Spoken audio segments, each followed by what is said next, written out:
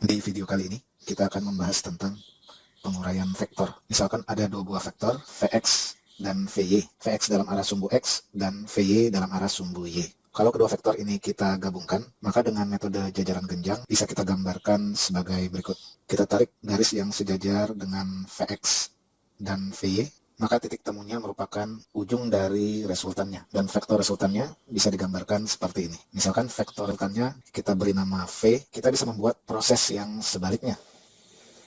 Misalkan ada vektor V, maka vektor V ini bisa kita uraikan menjadi dua buah vektor yang dalam arah sumbu X dan sumbu Y. Yang dalam arah sumbu X kita beri nama Vx, dan yang dalam arah sumbu Y kita beri nama Vy. Kita katakan bahwa Vx merupakan komponen vektor V dalam arah sumbu X dan Vy merupakan komponen vektor V dalam arah sumbu Y. Sekarang bagaimana cara kita menentukan besar dari Vx dan Vy ini? Misalkan sudut yang dibentuk V terhadap sumbu X positif sama dengan θ, maka kita bisa menggambarkan segitiga berikut. Ini θ, ini V, ini Vy, dan ini Vx. Kita ingat di pokok bahasan trigonometri di matematika, kalau sisi yang miring ini kita beri nama sisi miring. Sisi yang di depan sudut ini kita beri nama sisi depan. Sisi yang mengapit sudut ini kita beri nama sisi samping. Maka berlaku bahwa cos θ sama dengan sisi samping per sisi miring. Dalam gambar kita, sisi sampingnya Vx dan sisi miringnya V. Sehingga cos θ sama dengan Vx per V. Berarti bisa kita tuliskan bahwa Vx sama dengan V dikali cos θ. Dengan cara yang sama, kita tahu bahwa sin θ sama dengan sisi depan per sisi miring. Dalam gambar kita, sisi depannya Vy dan sisi miringnya V, sehingga sin θ sama dengan Vy per V. Berarti bisa kita tuliskan Vy sama dengan V dikali sin θ. Ini adalah persamaan yang penting yang menunjukkan bahwa bila ada sebuah vektor V yang membentuk sudut θ terhadap sumbu X positif, maka vektor V ini bisa diuraikan menjadi komponen-komponennya dalam arah sumbu X dan sumbu Y, di mana komponennya dalam arah sumbu X, Vx, sama dengan V dikali cos θ, dan komponennya dalam arah sumbu Y, Vy, sama dengan V dikali sin θ. Sekarang perhatikan contoh soal berikut. Kata soal, carilah komponen dari vektor-vektor di bawah ini dalam arah sumbu X dan sumbu Y. A, vektor perpindahan S yang besarnya 4 meter dan membentuk sudut 60 derajat terhadap sumbu X, atau S 4 meter 60 derajat.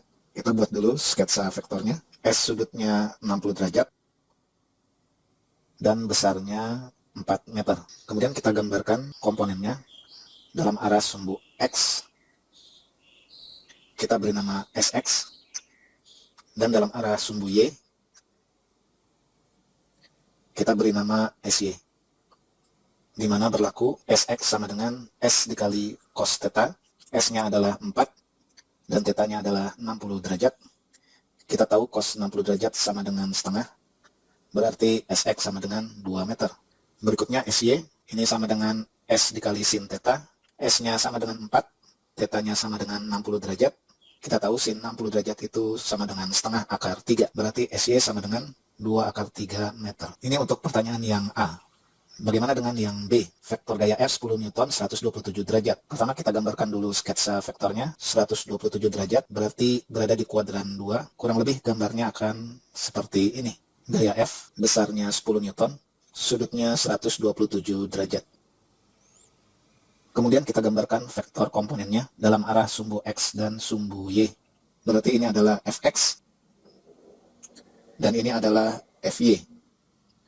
Maka Fx sama dengan F dikali cos θ.